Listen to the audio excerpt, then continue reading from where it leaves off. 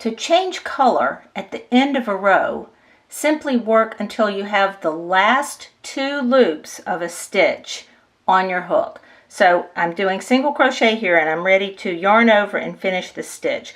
But instead of finishing the stitch with my old color, I'll pick up my new color and do a yarn over and complete the stitch, like so.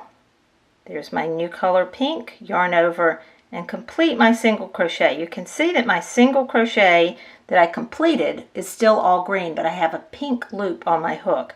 And then I would just turn, chain 1 and turn, and begin my new row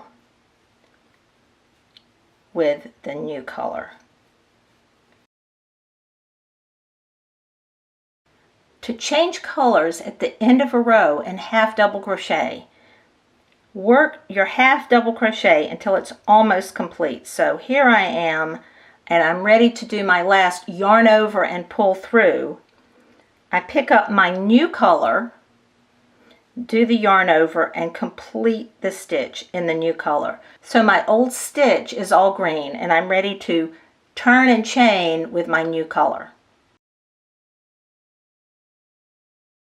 To change color at the end of a row and double crochet, work until 2 loops remain on the hook. So I do my double crochet by yarn over, go in, pull up a loop, yarn over and pull through 2. Now I have 2 loops left on my hook.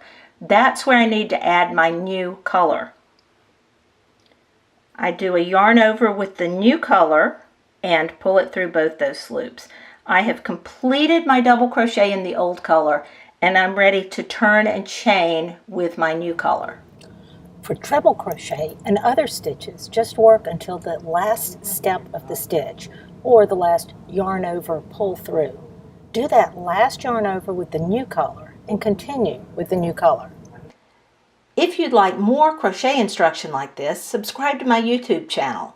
Check out the links in the video notes for other ways you can find me. Thanks for watching.